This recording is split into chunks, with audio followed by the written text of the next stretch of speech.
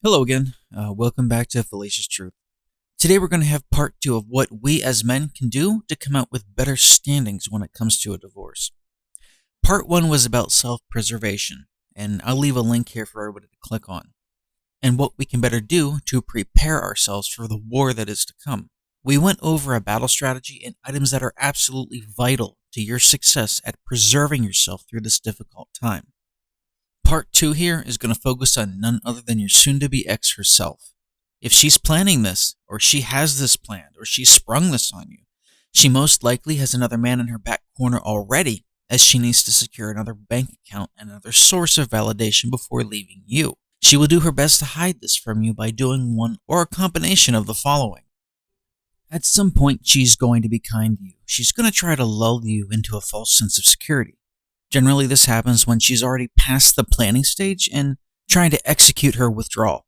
At this stage, though, she's also going to be a bit overconfident as she knows the court systems are on her side, and because she has a temporary Chad in her back corner for right now. She could also simply not care how she treats you. Her behavior patterns aren't the same now. She knows it, and she knows it's obvious to you, but she's once again overconfident. She knows the court systems are on her side, and she knows that she has a temporary Chad, once again, in her back corner. And last but not least, we have gaslighting. She will at some point most likely attempt to gaslight you at damn near every turn. There is no species of female better at making men think that everything is their fault for no logical reason whatsoever. And you know what? 9 chances out of 10, we're going to fall for it.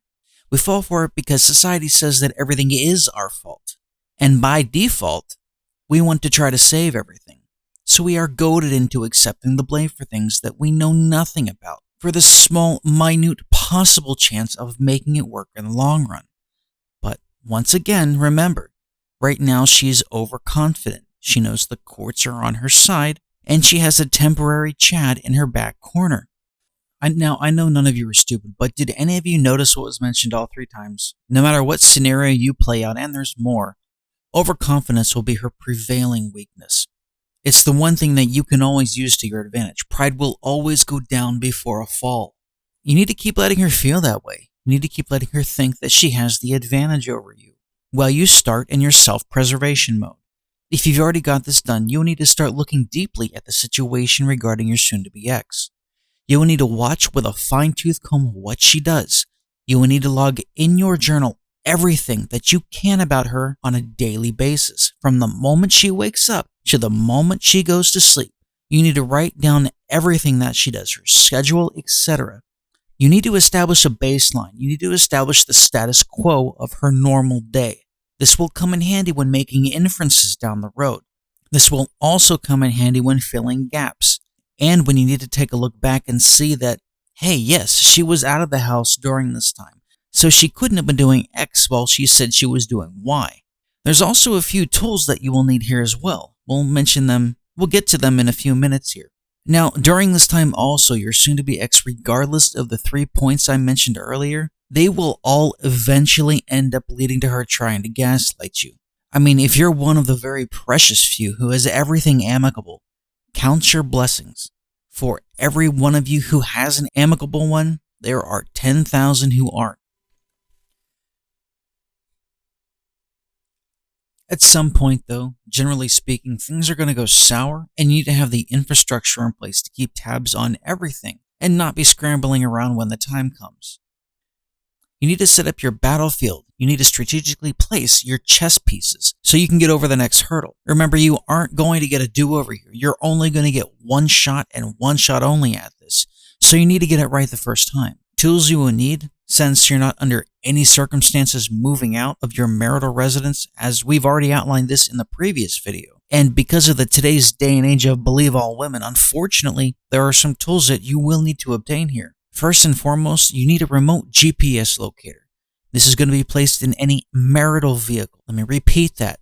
In any marital vehicle that the two of you jointly have. This is not under any circumstances to be placed in a vehicle that she purchased prior to your marriage. While there may be a legal loophole that allows you to do it, depending on the state that you're in, just don't. Chances are, though, any vehicles that you do have will have been purchased during your marriage. you need to bug these up with discrete GPS location. What I need to make crystal clear here is why you are doing this. You are not, let me repeat, you are not under any circumstances doing this so you can call out where she's going and what she's doing, etc. You need to get it through your head that you don't care, because neither does she. You're really not even doing this to get dirt, as it were, on her.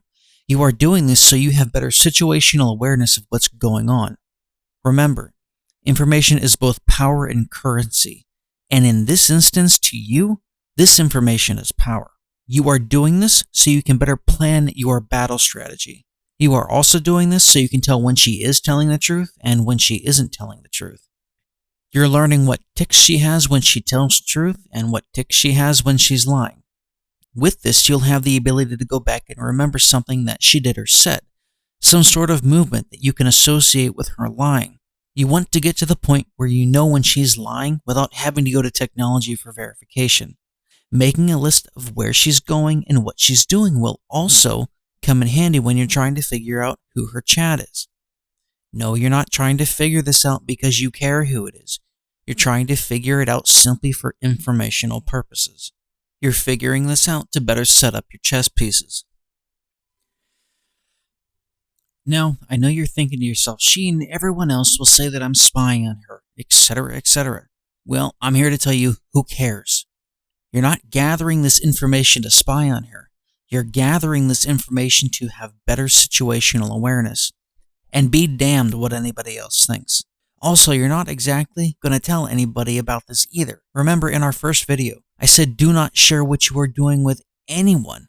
Do not share any details, any of your battle plan with anyone. The next tool you will need to obtain here, and this is going to be a controversial one. But again, I don't care what anybody else thinks. You need to get that mindset too, because this is about saving and preparing yourself. You will need, for your safety, to get some hidden cameras.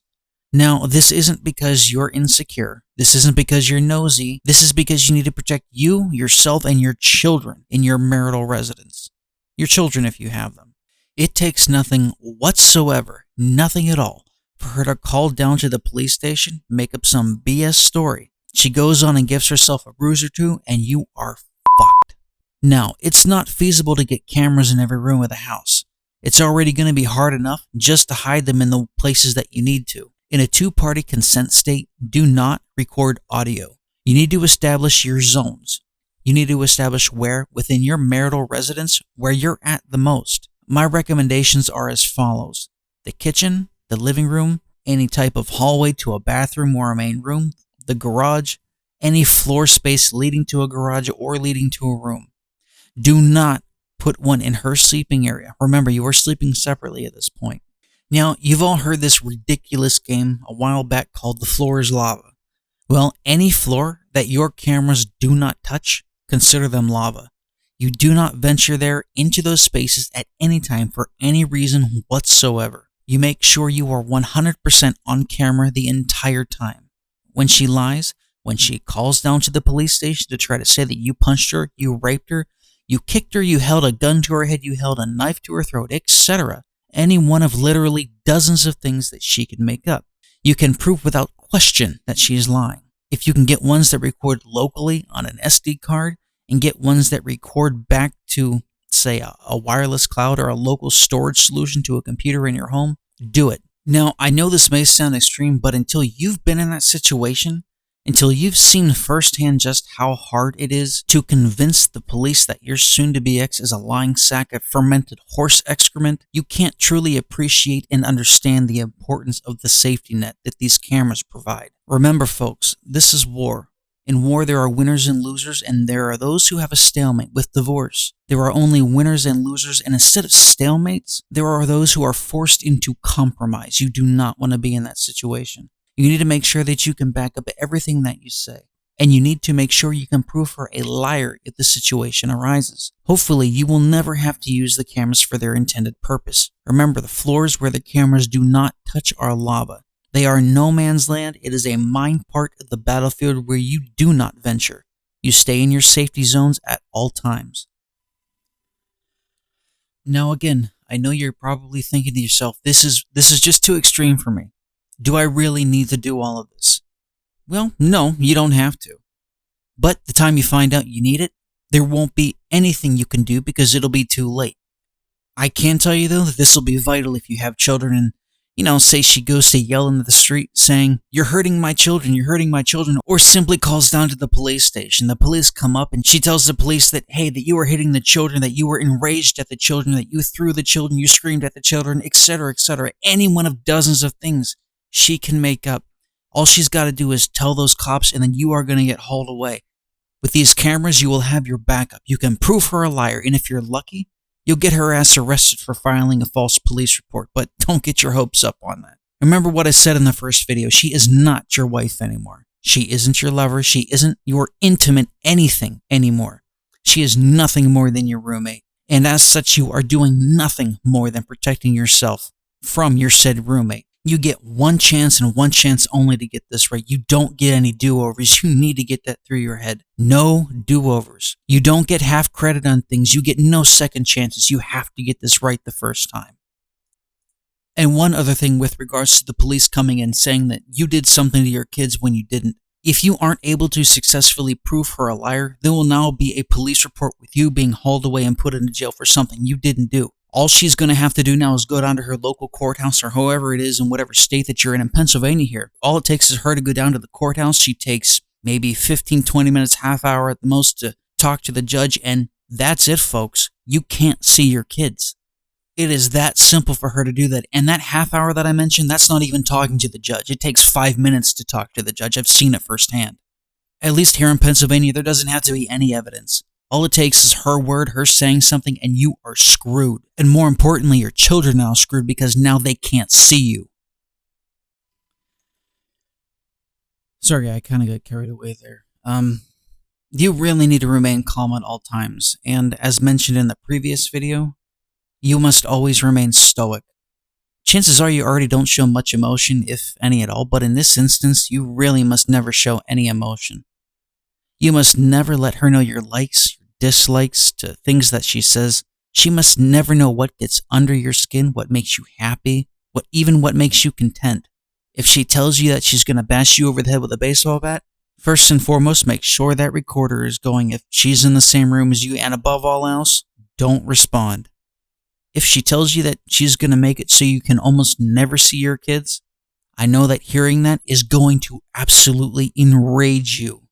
It's going to make your blood boil, it's going to make your blood pressure go up, and it will make adrenaline course through your veins like you couldn't possibly imagine. Show no emotion.